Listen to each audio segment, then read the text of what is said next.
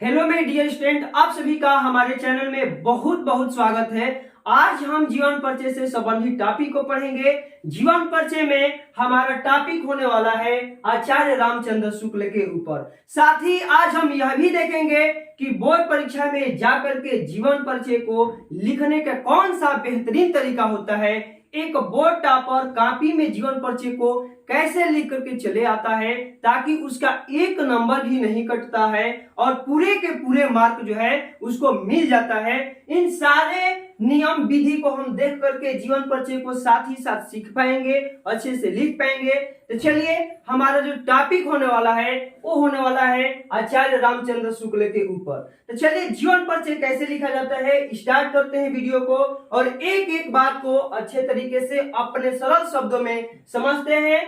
चलिए देखिए मेरे बाबू, सबसे पहले हमें आचार्य रामचंद्र शुक्ल का जीवन परिचय लिखना है। तो क्या क्या क्या ध्यान देना है? सबसे पहले जो है इंपॉर्टेंट हेडिंग, इनका पूरा नाम आपको लिखना है आचार्य रामचंद्र शुक्ल जी हैं। आप जिसके बारे में लिख रहे हैं उनका पूरा नाम लिख दीजिएगा, ठीक है। इनका जन्म कब हुआ था? तो 4 अक्टूबर 1884 ईस्वी में हुआ था। यहां ध्यान देना है, इनका जन्म का समय लिखना है। जन्म स्थान लिखते हैं, तो जन्म स्थान कब लिखेंगे? तो बस्ती जिला के उत्तर प्रदेश में। जन्म स्थान इनका कहाँ है? तो जिला बस्ती है और प्रदेश का नाम उत्तर प्रदेश है। यहीं से याद करते चलते हैं। पिताजी कौन है? तो पंडित चंद्र बली शुक्ल, इनके पिता का नाम लिखेंगे। उसके बाद माता जी कौन है? तो इनके माता का नाम विभासी है, ठीक है।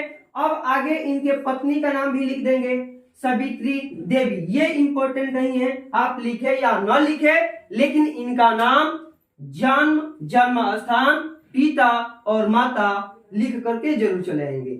आगे इनकी शिक्षा के बारे में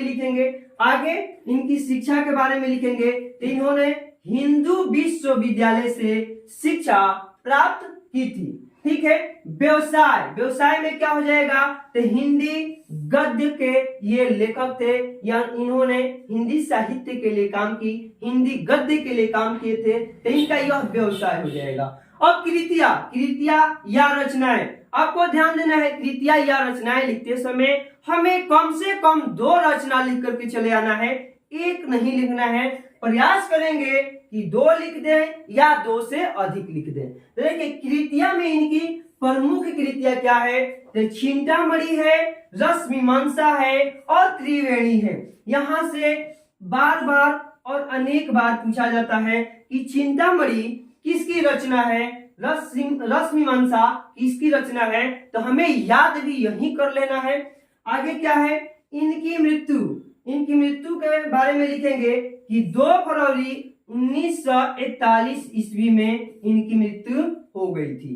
तो यहाँ ये इनका फोटो है। आपको फोटो तो बनाना नहीं है, बट हम लोग दिखा दिए हैं। ये आचार्य रामचंद्र शुक्ल जी का फोटो है। ये जो है जीवन परिचय लिखने का एक संक्षिप्त तरीका है मेरे प्यारे बच्चों, यह एक संक्षिप्त तरीका है, ठीक है। यहाँ संक्षिप्त में ऐसे लिखेंगे। देखिए आगे करेंगे क्या, इसी को विस्तृत रूप से कैसे लिखते हैं। जो संक्षिप्त लिखा गया है ना, वह विस्तृत रूप जहां लिखेंगे जिस पेज पर, उसके साइड में ऐसे कर करके, ठीक है, एक एक बात को लिख देंगे ताकि जो बोर्ड एग्जामिनर हो अच्छे से आपका मार्क दे सके। तो चलिए, इनका विस्तृत जीवन परिचय, इन्हीं बातों को विस्तृत में सजा करके कैसे लिखा गया है उसको हम लोग देख लेते हैं। तो चलिए पहले हम नेक्स्ट पेज पे चलते हैं।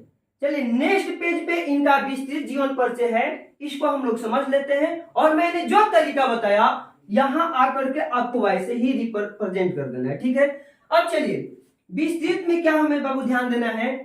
पहले हेडिंग तो लगा देंगे जीवन परिचय में विस्तृत में कैसे लिखेंगे कि आचार्य रामचंद्र शुक्ल का जन्म सन 1884 ईस्वी में उत्तर प्रदेश के बस्ती जिले के अगोना नामक ग्राम में हुआ था। जो बातें वहां आपने संक्षिप्त में सीखी, उन्हीं बातों को यहाँ एक वाक्य के रूप में लिखते चले जाना है, ठीक है। इनके पिता पंडित चंद्र बली शुक्ल थे और इनकी माता का नाम विभासी था, ठीक है।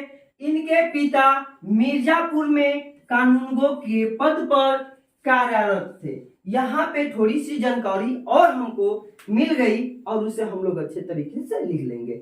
इसलिए ये और इनका परिवार मिर्जापुर में रहने लगा। रामचंद्र शुक्ल का बचपन से ही पढ़ाई में मन लगने के कारण इन्होंने अच्छी शिक्षा ग्रहण की। ये जो आचार्य रामचंद्र शुक्ल थे बचपन से ही पढ़ाकू थे, मतलब पढ़ने का बड़ा शौक था। ठीक है, अब आगे हम क्या करेंगे, परंतु अपनी इच्छा अनुसार शिक्षा नहीं मिलने के कारण ये वकालत में सफलता नहीं हासिल कर सके। हिंदी गद्य में रुचि होने के कारण वे साहित्य की ओर झुक गए। इनकी रुचि किस साइड थी, तो हिंदी गद्य के साइड थी, इसलिए यह साहित्य के विद्यार्थी बने और आगे चल करके अपना योगदान साहित्य में बहुत ही दे दिया। चलिए, और मिर्जापुर में चित्रकला के अध्यापक के रूप में अध्यापन कार्य करते हुए इन्होंने अनेक कविता, नाटक, कहानी आदि की रचना कर डाली। इनकी प्रतिभा से प्रभावित होकर इन्हें हिंदी शब्द सागर के संपादन के कार्य में सहयोग के लिए काशी में, ध्यान देना है, काशी यानी बनारस की बात हो रही है, काशी में नागरी प्रचारिणी, ठीक है, नागरी प्रचारिणी सभा में सम्मान पूर्वक बुलाया गया। इन्होंने 19 वर्षों तक काशी नागरी प्रचारिणी सभा का, यहाँ सभा है, ठीक है, सभा का संपादन भी किया। कुछ समय पश्चात इनकी नियुक्ति काशी हिंदू विश्वविद्यालय में हिंदी विभाग के प्राध्यापक के रूप में हुई और कुछ समय के बाद ये हिंदी विभाग के अध्यक्ष के रूप में नियुक्त किए गए। इतना लिख लेंगे। अंततः इस महान लेखक का 2 फरवरी 1941 ईस्वी में इनका स्वर्गवास हो गया, इनका जो है देहांत हो गया। अब वही जो मैंने रचनाएं बताई थी उन रचनाओं को रचना हेडिंग डाल करके लिख देंगे कि इनकी रचनाएं चिंतामणि, रसमीमांसा एवं त्रिवेणी है। तो इस तरह से हम इनका विस्तृत जीवन परिचय लिख देंगे और लिखने की जो भी कला है मैंने आपको बताई उस तरह से लिख करके चले आना है। तो प्यारे बच्चों, आज के लिए बस इतना ही। आप सभी से हम अगले नेक्स्ट वीडियो में मिलते हैं। अगर यह हमारी वीडियो आप लोग को अच्छी लगी है तो वीडियो को एक प्यारा सा लाइक करिए, अपने दोस्तों में शेयर करिए और यदि हमारे चैनल पर पहली बार विजिट किए हैं बाबू तो हमारे चैनल को सब्सक्राइब कर दीजिए। तब तक मिलते हैं आपसे नेक्स्ट वीडियो में। जय हिंद।